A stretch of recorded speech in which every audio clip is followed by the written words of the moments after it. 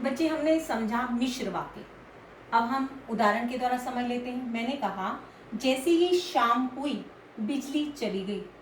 अब मैंने कहा था आपको 3 नियम सिखाए थे, एक प्रधान वाक्य, एक आश्रित उपवाक्य, दूसरा जैसे तैसे, और एक वाक्य अधूरा और एक वाक्य पूरा। जैसे ही शाम हुई, जैसे आ गया ना बच्चे। एक इसके अंदर कौन सा वाक्य है? प्रधान वाक्य। और एक क्या है? आश्रित उपवाक्य। एक वाक्य पूरा, जैसे ही शाम हुई बिजली चली गई, वाक्य पूरा है, ये अधूरा है। जब राम आया, जब राम आया तो शाम चला गया। यहाँ पर जब राम आया, ये एक वाक्य पूरा और एक वाक्य अधूरा। एक वाक्य क्या है? मुख्य और एक आश्रित। तीसरा क्या है? जब लगा हुआ है। जब आंधी आई तो धूल उड़ने लगी। इसके अंदर भी यही तीनों हैं। आपको ये तीनों नियम याद रखने हैं। एक वाक्य अधूरा, एक पूरा, जब, तब, ज्यों, त्यों, लेकिन, जिसने, ये शब्द जहां पर आ जाते हैं वो वाक्य मिश्र वाक्य होता है। अब हम आगे समझते हैं संयुक्त वाक्य। कौन सा वाक्य समझेंगे? संयुक्त वाक्य। हमने तीनों आज समझने हैं रचना के आधार पर। कौन सा है? संयुक्त वाक्य। संयुक्त वाक्य क्या होता है, अब हम इस बात को समझेंगे। संयुक्त का अर्थ क्या है बच्चे? संयुक्त का अर्थ है समानाधिकरण। समानाधिकरण क्या है बच्चे? समानाधिकरण। इसका अर्थ क्या होता है बच्चे? समान दिखने वाले वाक्य। समान दिखने वाले वाक्य। समानाधिकरण का अर्थ मैंने क्या बताया? समान दिखने वाले वाक्य। मैंने आपको समास करवाया था ना बच्चे, उसके अंदर क्या था बच्चे? द्वंद्व समास। उसमें द्वंद्व समास के अंदर क्या कहा था मैंने? लड़ाई झगड़ा नहीं करना है, दोनों पद समान है। अर्थात मैंने आपको कहा माता पिता, माता और पिता, अर्थात माता इंपॉर्टेंट है या पिता? हमने कहा दोनों। इसके लिए मैंने ज्वाइंट क्या किया? और, यानी कि एंड, अर्थात उसके अंदर योजक चिन्ह लगा होता है, जिसके अंदर द्वंद्व समास को मैंने रिलेट क्यों इसके साथ किया? क्योंकि ये समानाधिकरण है, अर्थात समान दिखने वाले वाक्य हैं। और समान दिखने वाले वाक्य किसमें था? द्वंद्व समास के अंदर। जिससे आपको याद रह जाएगा कि समान क्या है, दोनों वाक्य समान हैं। लेकिन मिश्र वाक्य के अंदर दोनों वाक्य समान नहीं थे। इसमें एक वाक्य मुख्य था और एक वाक्य आश्रित था। लेकिन संयुक्त वाक्य का अर्थ है समानाधिकरण, समान दिखने वाले वाक्य। दोनों वाक्य स्वतंत्र होते हैं बच्चे। दोनों वाक्य क्या होते हैं? स्वतंत्र। दोनों वाक्य स्वतंत्र होते हैं। इसके अंदर दोनों वाक्य क्या होते हैं? स्वतंत्र। दूसरी बात, दूसरा नियम क्या होता है? दोनों वाक्य समान होते हैं। दोनों वाक्य समान होते हैं। दोनों वाक्य क्या होते हैं? समान होते हैं। और तीसरा नियम क्या होता है? और इसलिए। इसके अंदर क्या लगता है? और इसलिए। इसके अंदर अन्यथा, एवं, ये शब्द इसके अंदर लगते हैं। इसके अंदर क्या लगता है?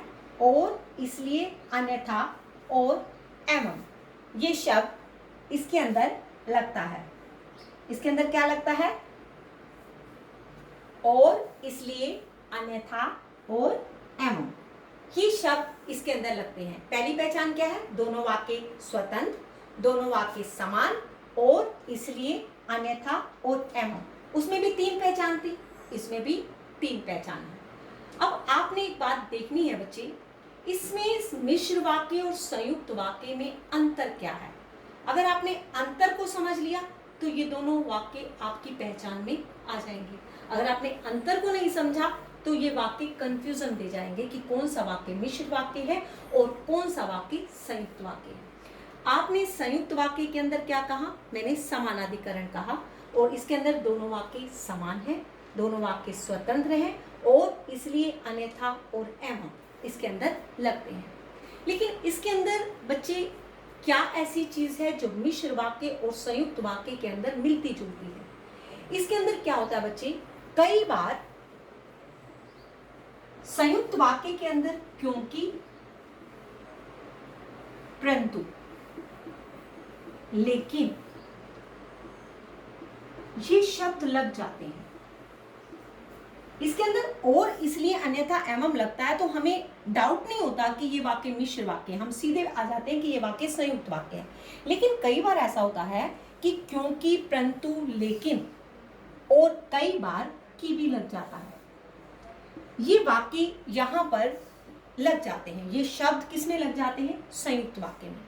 लेकिन ये शब्द लगने के बावजूद भी लेकिन दोनों वाक्य स्वतंत्र होते हैं, दोनों वाक्य समान होते हैं। और दोनों वाक्य अगर समान हैं, दोनों स्वतंत्र हैं, अगर उसमें क्योंकि, परंतु, लेकिन और की भी लगा हुआ है तो भी वो वाक्य संयुक्त वाक्य होगा। ये आपको अंतर समझना है कि संयुक्त और मिश्र वाक्य के अंदर क्या अंतर है। संयुक्त और मिश्र वाक्य के अंदर बच्चे यही अंतर है कि इसके अंदर एक वाक्य प्रधान और एक वाक्य आश्रित होता है। इसके अंदर जो, जैसे, किंतु, परंतु लगता है। एक वाक्य अधूरा और एक वाक्य पूरा होता है। लेकिन इसके अंदर दोनों वाक्य स्वतंत्र होते हैं, दोनों वाक्य समान होते हैं और इसलिए अन्यथा और एवं लगता है। लेकिन कई बार इसको क्या कहते हैं? समानाधिकरण, समान दिखने वाले वाक्य।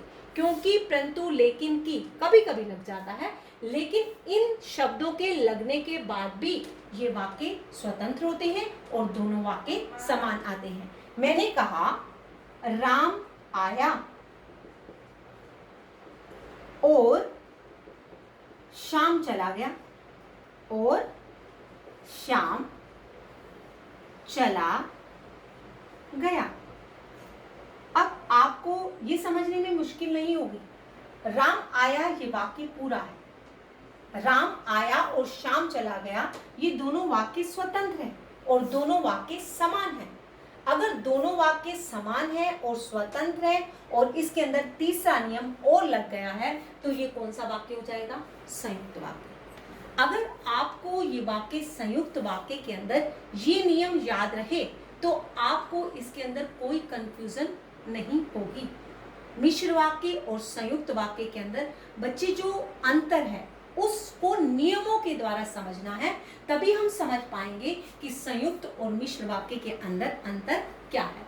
बस आपको बच्चे एक ही बात याद रखनी है कि मिश्र वाक्य के अंदर जो तीनों नियम है और संयुक्त वाक्य के अंदर जो तीनों नियम है उसको याद रखना है और आपको उन तीनों नियमों को उस वाक्य के अंदर देखना है तो आपको ये दोनों चीजें समझ में आ जाएंगी। अब हमने क्या किया? रचना के आधार पर जो वाक्य किए उसके नियम और उपनियम सीखे। फिर हम उदाहरण के द्वारा अगले चैप्टर में ये सीखेंगे कि ये वाक्य मिश्र वाक्य, संयुक्त वाक्य, सरल वाक्य क्यों बना। आज हमने क्या सीखा बच्चे? हमने नियम और उपनियम सीखे। इसके बाद हम इसका अभ्यास करेंगे तो हम इसको समझ पाएंगे कि मिश्र वाक्य क्या है, संयुक्त वाक्य क्या है और सरल वाक्य क्या है। जितना मैंने आपको समझाया बच्चे समझ में आ गया होगा। अगर कोई बात समझ में नहीं आई है तो आप मुझसे पूछ सकते हैं। Thank you very much.